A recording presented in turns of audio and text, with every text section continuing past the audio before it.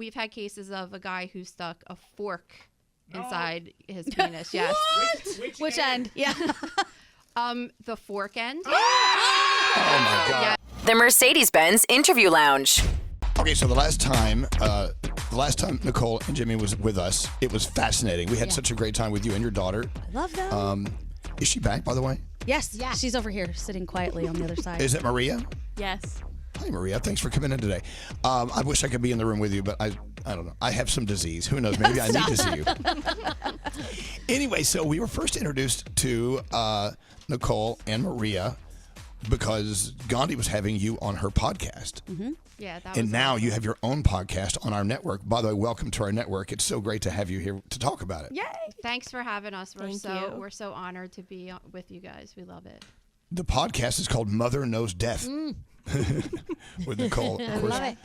Maria's in there. And I got to say, it's this weekly podcast. And it's focusing on things that I find interesting. I know Gandhi does too. And Danielle pretends not to, but I know she loves it. Focusing on pathology, forensics, death, and more. And you said something last time you were here, Nicole, that really just sticks with me. And that's we really learn more from dead people than we do people who are alive sometimes, right? Yes. That's what my saying is, mortuae vivos docent, which means the dead teach the living. Yes. There you go. All right, let's get going. Let's talk about it. Wait, did you guys just pull a battery out of a man's penis? Is this what I'm hearing? No, we didn't, but we reported a story that's on today's episode, actually, of a man who presented to the emergency room who had a AAA battery that he stuck inside of his urethra through his penis. Oh, it's better than it's better than a D battery. I know, Is right? it? At least it wasn't a car. Yes, I think it is. It's crazy. It wasn't a car battery or something like How that. did you do that? Well, yeah, obviously he does it for some sort of gratification, I'm assuming, right? Oh my God, So- that had to be the most painful thing ever. So some people do it for sexual gratification, but other What? people, this particular guy had some mental health issues. Okay. And so that's why he did it. But we've had cases on our website, which is called thegrossroom.com, where we show cases like this. We've had cases of a guy who stuck a fork inside his penis. Yes. Which end? Yeah. The fork end. Oh my God. Yes. Oh, how does that fit up there like the that? photograph Probably is doesn't. outrageous. Yes. No. So you know you want to X-ray. see the picture. Come on, Froggy. Come on. Obviously, and Nicole, you guys know a lot more about the human body than we do because of your work and studies. The body can fit all sorts of things in different orifices that we don't believe it's possible, but you see it all. Oh yes, I guess. especially the rectal ones. We always end up talking about this on this show. Oh my. You guys always go there. A lot goes What there. up, Frog? I mean, I've never tried either one, but the battery up Yeah, the other okay. end has to be much less painful than the battery up the urethra. Well, I've never tried either one either, but the thing is that's a dude thing, okay? That's for the prostate, and that's usually in males most of the time that we get these rectal foreign bodies. Okay, but let's be very clear. They do a lot more conversations about many other things, not just things that go into holes in the body. I mean, Although we have a lot of that, but we did have it. We had a story this week of a guy who went into the hospital and he ended up having a live cockroach inside of his stomach. Oh, I saw that one. Yeah. How's that possible? Yeah, well, they have an exoskeleton, so I think that the acid from the stomach wouldn't kill it right away. my God. I mean, it probably went in his mouth when he was sleeping. Oh. we hear about That's that. what I would assume. Yeah. We hear about that. Excuse me. We hear about that all the time, where people sleep, and soundly, and things crawl up their noses, or in their ears, or in their mouths, and a lot. I'm assuming a lot of time we'll never know about it. Well, right? Maria, what was that one we did with the spider? Oh, we had a spider that crawled into a woman's vagina while she was sleeping. What? Worst nightmare. About a spider. Well, Don't ever sleep without panties on. It's a terrible idea. I usually use that rule in my house. My grandma used to say, "Air it out." I don't understand. No, you don't. I wouldn't do that. We have a lot of crazy stories. We had one of a woman who had was it cricket? A cricket or a grasshopper inside of her uterus. A cricket. That was a different story, though. That didn't happen while she was sleeping. And then we had that live fly that was in somebody's colonoscopy, remember? Oh, yeah. All of these things are alive? alive? Was dead. I thought the fly was dead. Oh, I thought it was alive. But it was intact, yes. Wait, I have some follow-up Okay. questions. Can I ask a couple Yes, questions please. here? Go right ahead. All right, so let's start with the cockroach that was living in this man's stomach. How do they identify that? Is it an MRI? How do you find that? So they did an endoscopy, which is when they stick a camera down your throat and into your stomach, and they saw something in there, and they suctioned it out. And when they pulled it out, they were shocked to see that, and that it was still alive.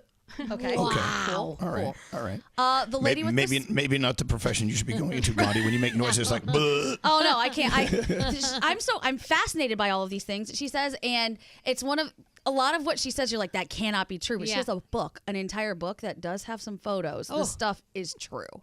And the woman with the spider, how did you get the spider out? Did they get the spider out? Oh, yeah, they took it out. I don't remember what the story was surrounding it, but we definitely had some weird foreign bodies in the vagina as well. Oh God. But yeah, it's more common in men for sure. Okay. This is a known thing with dudes. Okay.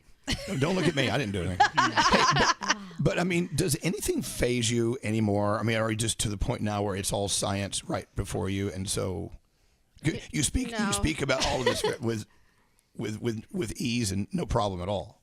Yeah, I mean, I do get shocked all the time. You just, I mean, that's the most interesting thing about this field is that you just will never see it all, ever. There's always going to be something new every day, which makes it exciting to keep learning, you know? But no, nothing. I mean, I've seen a lot, so. Do they start with like double A's and then they work their way up? They start at like double A and then D battery. Yeah, like that's a good battery, question, actually. So it's called urethral sounding, and there are people that they use tapers to stretch it out. He probably did start with something smaller. They actually found other things in his bladder too, right? Yeah, toothpaste caps. Oh. And then boy. what A was paper it? clip Paper or something? clips. Yeah. You know, that always starts fights in our house. Where's the toothpaste cap? Did you check the bladder? I just don't understand why people would start with something sharp like that. I think something that was a little bit more round and softer, maybe I would start with. How about we just don't do that? Period. Well, okay. Let's move over to the left or right a little bit. Forensics, and actually trying to figure out what happened to someone after they have passed away. You must find that extremely interesting as well. You look for all the clues, you find things, and a lot of times you're surprised at the cause of death in some people, right? Yeah, I mean, sometimes when we open someone up, we could just tell right away how they died. You could tell if they had a pulmonary embolism or if they had.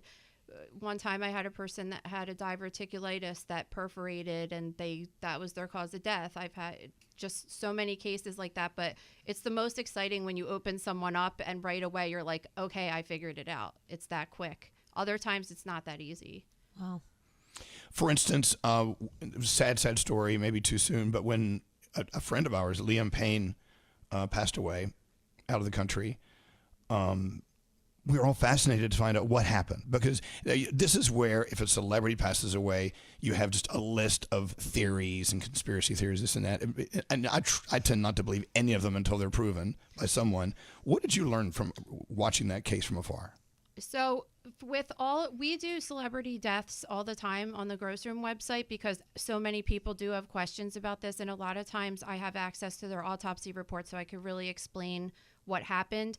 And in this case, they have only really released the preliminary autopsy results, which is a report that comes out within 24 hours after someone dies. And what was interesting with his case is that he did have a history of suicidal ideation. So a lot of people were assuming that he jumped maybe instead of fell off. But I think based upon what I've heard so far that I think that he fell, because it seems like so normally if you were to jump or even fall off of a balcony, the normal human instinct would be to try to brace your fall, right? And put your arms out. Yeah, and he had and you would see that at autopsy, certain signs. There would be certain skull fractures maybe, or fractures in the feet that you would see if someone was intentionally doing it, that you see in most of these cases. But in his case, it didn't appear that he was conscious or even with it when he fell, that he even attempted to try.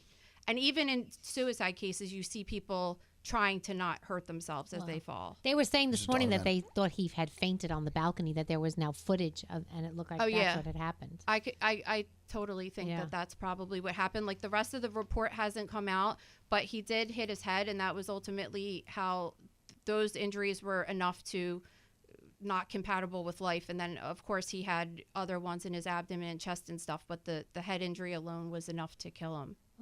By the way, we are speaking with Nicole and Angemi. Her daughter is here as well. Maria, their podcast on the Elvis Duran Podcast Network is called Mother Knows Death. Yay. With Nicole and Angemi. And you, out of the chute, had so many followers interested in what you had to say about your line of work, your profession. I mean, you have millions of followers. I'm seeing right here, right? Yeah, I mean, I started off, and it just, as soon as I started off, it really hit off, and it was when Instagram was really organic and awesome, and everybody could see your stuff. Sometimes I go there and they've taken your picture away. Yeah, that's my problem now recently. She gets flagged a lot. I posted a picture of a brain tumor a couple weeks ago, and they said it was graphic violence. And then I had another one recently. I don't even know if I told you this, Maria. It was for unregulated goods, meaning selling weed or something. And it was a guy that had a fungal infection on his face. I don't understand how their algorithm works anymore. But yeah, a lot of people became interested in it, and it just grew like wildfire. And it was just so cool to see that other people were interested in it as much as I am. It's all about the science. I know we talk about science on our show a lot, especially Gandhi loves the fact that even in this age of modern medicine, there are still practices being used that were used way before we were born, right? Absolutely. And so, I don't know, what is it that fascinates you and Maria to this subject so dearly?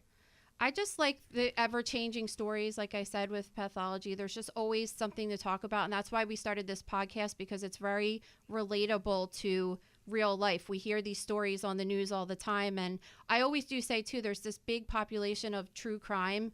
People are just obsessed with it right now, but most of the people that you talk to, you don't really know a ton of people that were murdered or in that way.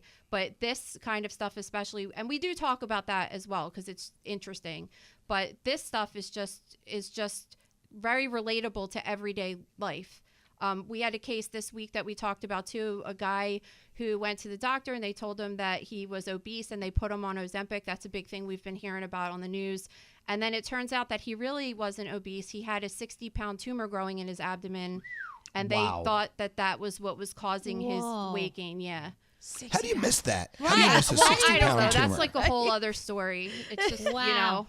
There's some I mean, you say like if you could get shocked and stuff. We reported a case about a month or two ago about a surgeon that took out the wrong organ. Oh yeah. And I, as a medical professional and someone that's up in people's organs all the time, I don't understand how that's possible. But yeah, so you get shocked sometimes when you hear this stuff. Gandhi, you got some follow-up questions? I know you do. I mean, I when I talked to Nicole the first time, we were talking about, analyzing all of these different things and seeing people when they die. Are there certain things that you now will absolutely stay away from, things you would never let your children do? And she did have an answer. I believe it was motorcycles. Yeah, motorcycles are no in my house. Not my husband either. I say, well, my husband's a firefighter, so I always say, you could die at work, so you're just not dying recreationally. It's not happening. Yeah. Right. But yeah, I wouldn't be happy about it if they got one for sure. They're just so bad, and you just don't really understand the extent of it until you go to the medical examiner's office and see how many of them you're seeing every day. We talked about dental health too, by the way. I hope none of you have. No, it's like none of us Debbie do. Downer in here. I don't think so. No. Dental health-wise, we do have a few teeth left. I don't know. Talk about dental health, and we hear from doctors all the time about how what's happening in your mouth really controls your entire body, your organs, everything. We did. We talked about that case last time of that on the podcast. The NFL player. Yeah, that had the dental abscess that he didn't get taken care of, and it ended up killing him. Mm-hmm. Yeah. Whoa. So, they said they found lesions on his brain, and they couldn't figure out what they were from. Yeah, and it was because he had that abscess. It's very close. It's all your teeth are millimeters away from your brain. That is true. They're right there. So I want to go to your house for Thanksgiving dinner. Like, it must be fascinating sitting around that table. Oh yeah. Scalpel. Well, Turkey. so last year in the gross room, we did an article on cannibalism for for Thanksgiving. And just Just for not fun. your noted house, a right? bunch of different cases. Yeah, that was really Wow. interesting. Wow. Fascinating. Also, when it goes to back to dental health, if your doctors or whatever, they find a problem with your heart, you may have to have an operation or an operation on something else. If you have issues in your mouth, they won't do it until those issues are cleaned up. Yeah, because they're really scared of bacterial infections traveling to the heart, and it really could cause a lot of problems.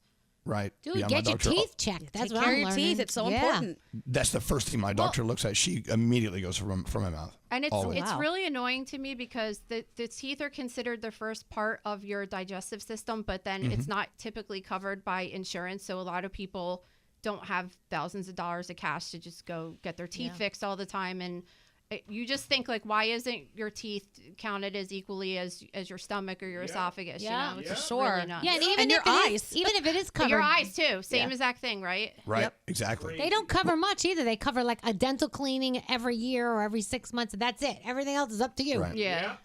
So sometimes you're gonna have to pay out of pocket. Yeah. And I know that's crazy, but it's probably worth it for your health and what could happen down the line.